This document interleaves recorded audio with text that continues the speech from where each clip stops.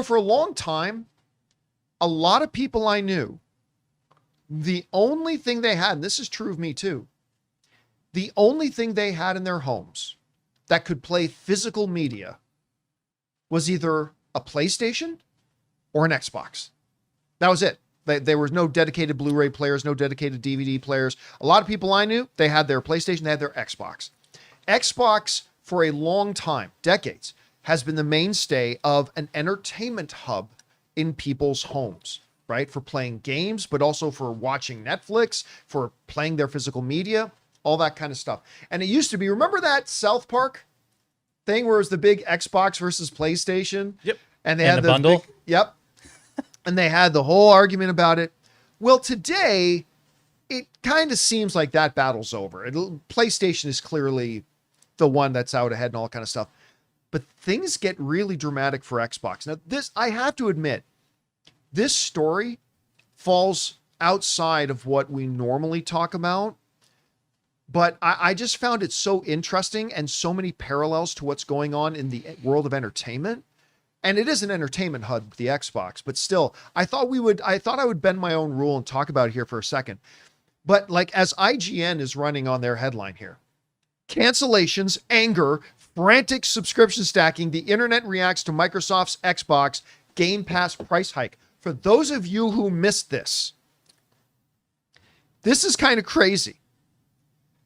They have their Game Pass. Overnight, they raised their prices by 50% for people who are part of their top tier, the one that people actually want. There are smaller tiers. Those are the tiers people aren't really interested in. But the top tier one that gets you day one games and all that kind of stuff, overnight, they raised the price of it by 50%. And it's not the first time they've raised their prices. This is the price of this thing is almost doubled just in the last couple of years. And this comes hot on the heels. If you take a look at this, it's not just their service, their membership stuff that they've increased.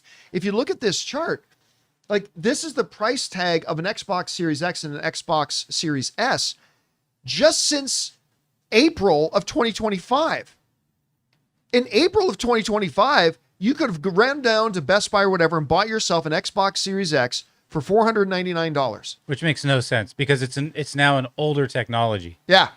Today, $650. I mean, I get also we have to take into account tariffs because they're being imported. Tariffs, inflation, yeah, all that kind of stuff. But wow. That degree of a price increase. And it's the second one they've done. Because in May of 2025, they jumped it from $499 to $599. That was just last year. This year, another $50 price jump for their stuff. And now they've got their prices going up on their subscription services. And to make things look even brighter, retail outlets are starting to drop the Xbox, including a major one in Costco. Costco has confirmed that they are no longer, they're selling off at a discounted rate their remaining stock, and they're saying they're not planning on carrying Xbox anymore, and they defined it as a business decision. So when you look at this thing that has been a avatar of the hub of home entertainment, I mean, not just video games. We're talking, this is how people played their movies. This is how people streamed their entertainment, is through their console. The question has to be asked, is this battle so done that in 2 years, we're only going to be talking about the PlayStation and the Nintendo Switch? I mean, is Xbox even long for this world at this point? Because I saw some people showing these screenshots of the cancellation page on Microsoft's website was crashing from people rushing there to cancel their subscriptions and to get out of it. And when your sales are in decline, is that a good time to announce a 50% price increase? You know, I'll make a parallel to another thing in the world of entertainment. AMC A-List, they recently had a price increase. It was the first price increase they've had in 3 years. And I believe the price increase was 10%. But, because they raised it by like $2, right? for that 10% price increase, the first price increase in 3 years or more, I literally got 25% more movies added to my list. Instead of seeing 3 movies a week, I could see 4 movies a week. Instead of seeing 12 movies a month, I could see 16 movies a month. Instead of only being able to have up to 3 movies in my queue at a time, I could now have 4 movies in my queue at a time. Or you could purchase a ticket way in advance, which you normally wouldn't have risked. Yep. Because your roster still has 3 movies. Exactly. You have that flexibility to do it. So they gave us like 30% more value at only 10% more of a price increase. With Xbox Game Pass, they like, oh, you get this subscription thing to Fortnite. Well, that only matters to you if you needed that particular subscription to Fortnite. Right. Most people didn't. Oh, you get these legacy games. Most people aren't playing those legacy games. And it comes in at, granted, it's only $10 extra a month. That's $120 extra a year for something you already had and you were paying less for. So it really raises an interesting question. But I think this is, Rob, also analogous for what streaming has to be careful of. Streaming services have to be careful about this type of, they need to look very hard, because it seems like every week on this channel, Rob, we have to talk about, well, this streaming service just increased their prices. And next week, well, now this streaming service has increased their prices. These streamers are going to have to look at this Xbox situation and really be aware. Now, granted, they've been doing it different. Xbox took a toad and tried to drop it into a pot of boiling water. The streaming services are putting the toad, that's us, in a pot of lukewarm water and have slowly been raising the temperature. The bottom line is we boil to death in both of them. Just in one, we don't mind it so much, and in the other, we do. So I think these streamers are going to have to look at this very hard. And it worries me, Rob, though, as well, as somebody who owns a Nintendo Switch 2 and as somebody who owns a PlayStation 5. I love the fact that Xbox is there because it keeps the other game consoles honest. Competition is good for everybody. If this thing becomes a monopoly for PlayStation, it's going to be bad for everybody. Guys, we want to take a second to thank the sponsor of today's video, Zapier. You know, one of the biggest game changers of the past year has been AI. But let's be real, just talking about AI doesn't actually make your day any more productive. What does make it more productive is finding tools to put AI to work for you. And that's where Zapier comes in. Zapier is the easiest way to take AI and plug it directly into the apps and processes that you're already using every day. No IT bottlenecks, no complexity, just results. For me, it's been about saving time on repetitive stuff so I can focus on the work that matters and I actually enjoy. And it's not just me. Over 3.4 million companies are already using Zapier to streamline everything from sales and marketing to IT and HR. With their AI orchestration platform, you can connect top AI models like ChatGPT or Claude right into the apps you already use. So whether it's automatically enriching leads, coaching your sales team, or even resolving IT tickets, Zapier makes it simple. Guys, join the 3.4 million companies already automating with Zapier and transform how you work with Zapier and AI. Get started for free by visiting zapier.com/Campea. That's zapier.com/Campea. Anyway, there's a lot of different angles we could look at this. But you probably saw this hoopla going on the internet. I mean, it was all my YouTube feed was all like everybody complaining about these price increases. What's the lessons you think there ought to take away from this? Well, first of all, you can't raise your hardware prices 33% over the course of a few months. I've never heard of anything like that in the history of home entertainment, ever. Why would you do that? That's suicide. But I think the real lesson to learn is, like, Microsoft jumped in to compete in console gaming, 25 years ago? You know, the Halo was a Xbox only exclusive for a while. It's a whole world that you're jumping into. And unless you're willing to embrace that entire world, Nintendo and PlayStation were there for a lot longer. And they understood you're not just making a device, you're joining a culture. And if you're not going to support that culture, I think Microsoft just kind of gave up. They're like, yeah, we're not really.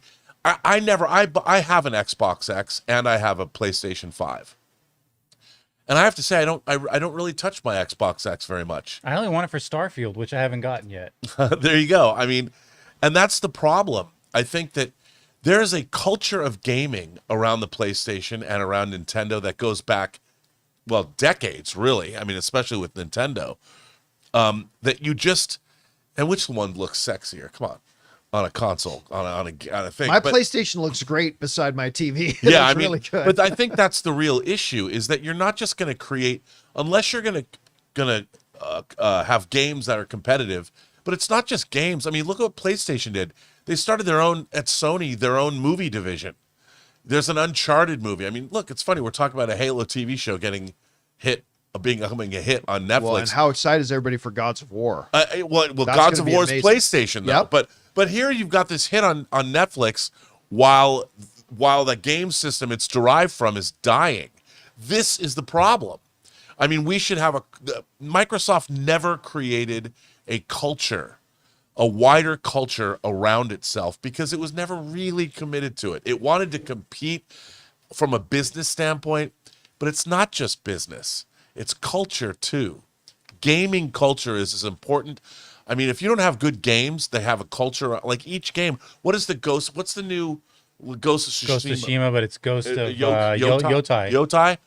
Dude, I was watching a playthrough of that when this guy decided to climb up to the top of Mount Fuji. He's like, I wonder if you can do that. And I'm like, I want to know. You can. And I'm sitting there watching this thing. I'm mesmerized because I love Ghost of Tsushima. Yeah, and I'm just like, this is amazing. Ghost of Tsushima is literally, this is an exaggeration. Whether you like the gameplay or whatever, it is the most visually stunning video game I've ever played. It's unbelievable. And this game, too. I mean, that's because Xbox never cultivated that. You know what? Do you see the other thing they're doing? And this is where I get really scared, because this is where something that the streaming services could be going to. In the midst of all this, apparently Xbox is going to be playing around with get this, a free tier for their Game Pass. A free tier, but it's ad supported. Now, how does that? What? I cannot speak to this definitively, but here's the information I've gathered. Feel free to correct me if I'm wrong in the live chat, okay? Here's what you get. You get 1 hour of streaming a game. You get to use playing a game up to 5 hours per month, maximum of 1 hour game sessions. You can't play for any more than an hour. And before you start to play, you have to watch 2 minutes of ads. Okay, 2 minutes of ads to play 1 hour of game. You are absolutely bottom of the priority list for queuing. And from what I heard, they're building in a voice recognition on the ads where you have to say the name of the ad that's playing. So what they are not going to allow you to do, from this one report I saw, is just, okay, I'm going to start playing the ads. I'm going to run, get myself something to eat. And by the time I get back, the ads are going to be done playing. Like when the ad gets to the end, you have to voice verify Ford, that you just watched a Ford commercial or something like that. This is ridiculous. You better pay me if you want me to do that. You can pay me. 1 hour. And here's the thing though. Here's the thing. That's, to Rob's point, it's a slap in the face to the community. But it's free. It's free. Yeah, for 1 hour and then whatever. Here's the thing though. I already deal with that my solitaire games on my phone. You are crazy if you don't think that this is Netflix and HBO's and Disney Plus's and Peacock's wet dream. They're going to look at this, because if you don't think that's exactly where these streamers want to be, you're crazy. You're all streamers. This is exactly where the streamers want to be. The streamers want that to work. So I don't know. It sounds, Darksburg is saying sus. I doubt it's real. No, this thing is real. Now, whether or not they're going to do the voice recognition on the ad play, that I saw in a couple of reports, but I can't speak to its veracity. But they are going to be rolling out this free tier, 1 hour maximum playtime, up to 5 sessions per. I'm about ready to just go back to my N64 and go see movies in movie theaters, and then that's it. Or I'm done playing games. Go to my vast collection of Kino Lorber discs home and see what French film did I get from them, what noir film, what silent film, what exploitation movie. I just have a great library. I don't even need to deal with this anymore.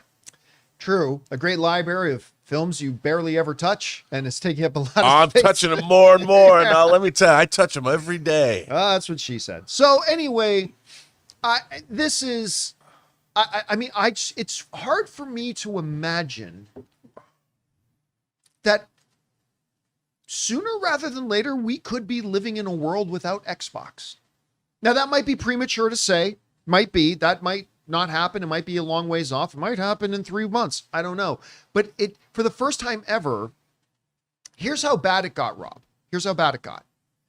A rumor started circulating around. I don't think it's true, but a rumor started circulating around that Xbox may just simply not make physical consoles anymore. They may just get out of making the consoles and become a service only thing, right? And here's the thing.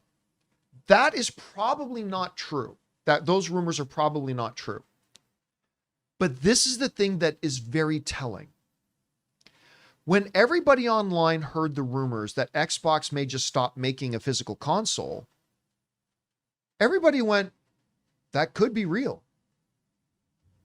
If the same rumor came out about PlayStation, nobody would have believed it. No.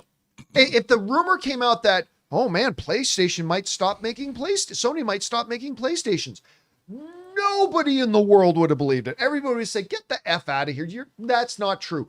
But that rumor came out about Xbox and everybody was like, oh, I wonder if that's true. That could be true. I mean, even though it's probably not true, it is very telling the reaction the internet had to the whispers that there might not be an Xbox anymore. And everybody's like, oh, really? That could be real. But if it was PlayStation, no way anybody would have believed it. That tells you the state of the PlayStation versus Xbox situation right now, I think.